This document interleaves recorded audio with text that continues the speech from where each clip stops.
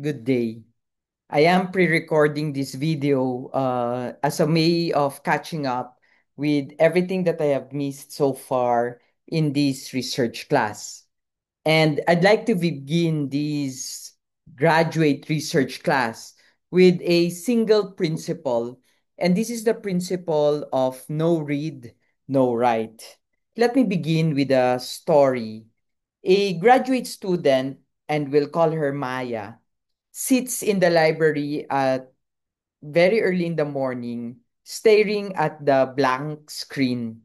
She has to submit the first chapter of her dissertation in 2 weeks, and she has an idea she's passionate about climate justice and local policy.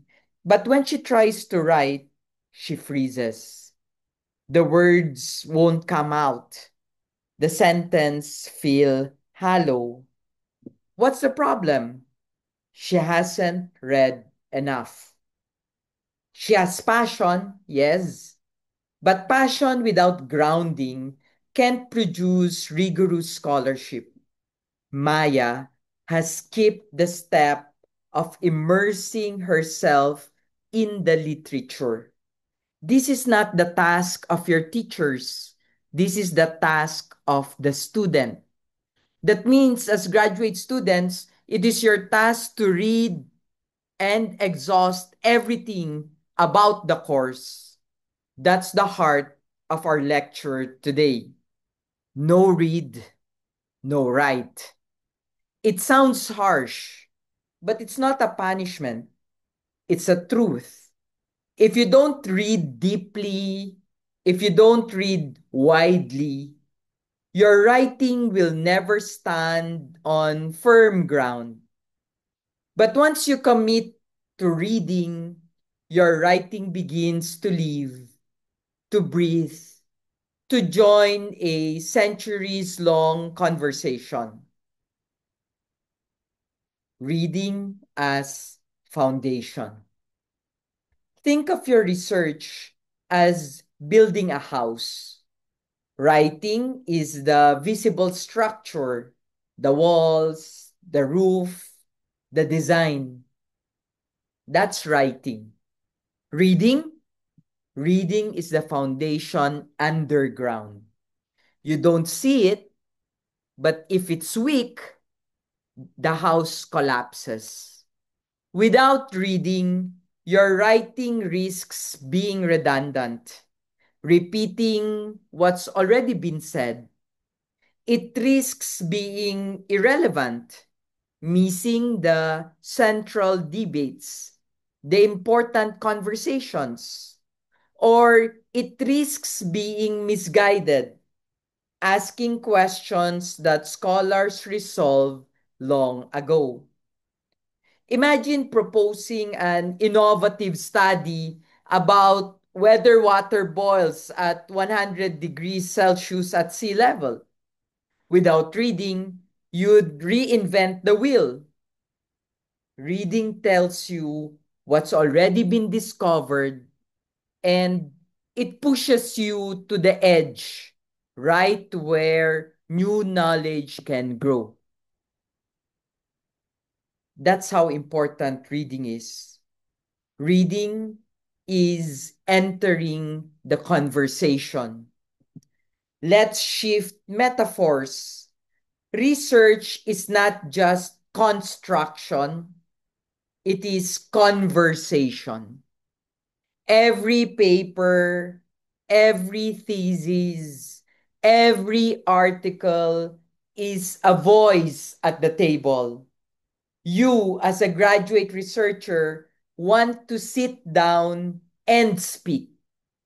But imagine barging into a roundtable discussion midstream without listening first. You'd probably repeat someone else's point. Or worse, you'd make a comment that shows you weren't paying attention. Reading is listening before you speak. It's respect for the conversation. It's also your chance to notice what has not yet been said. And here's the exciting part. When you've read deeply, your writing becomes your way of leaning forward at the table and saying, here's where I think we can take this conversation next. That's scholarship. Reading is entering the conversation. But how do we read? Critically. Reading critically. But here's where many students get stuck. They read passively. They consume text as though it were fact. Graduate research demands more.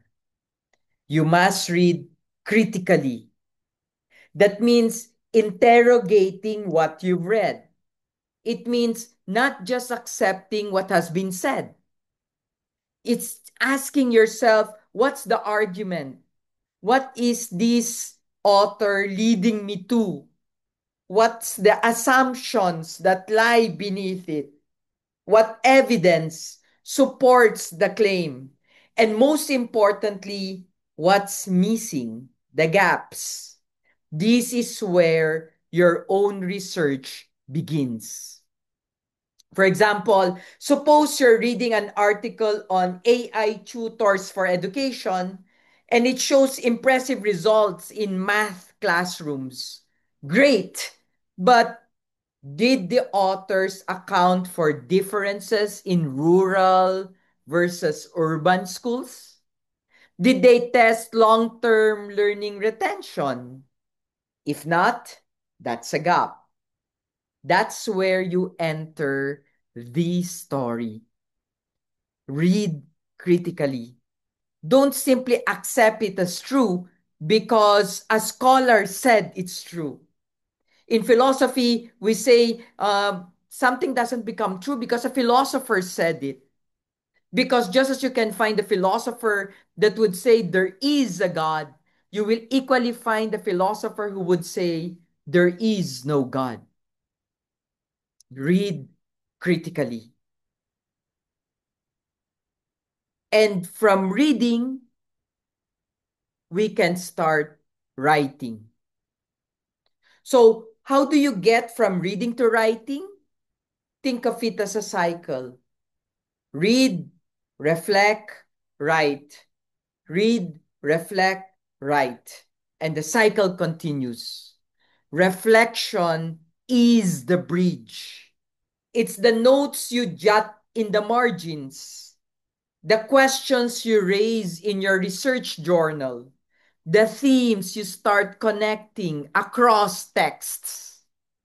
One practical strategy is a literature matrix. List the authors in rows and create columns for their methods, key findings, and gaps. What emerges is a map of your field. When you sit to write, you're not pulling words from thin air. You're building on a scaffold of insights, critiques, and unanswered questions. And then comes the humbling part. Writing shows you what you don't know. You'll draft a paragraph and realize you need to check whether someone has already made that claim. So you return to the reading. It's recursive. It's messy, but it's the process. It's like a vicious circle, but actually it's more spiral than vicious. Two myths haunt graduate students when it comes to writing. The first myth, I must read everything before I write. Wrong. You'll never read everything. Writing early helps you discover what you need to read next. Myth number 2. If I want to be original, I shouldn't rely too much on sources. Also wrong. Originality in scholarship doesn't come in isolation. It comes from synthesis. Einstein didn't invent relativity in a vacuum. He read deeply in physics, then asked questions others hadn't thought to ask. Your originality, too, emerges in how you bring threads together and push them forward. Let me give you a concrete example.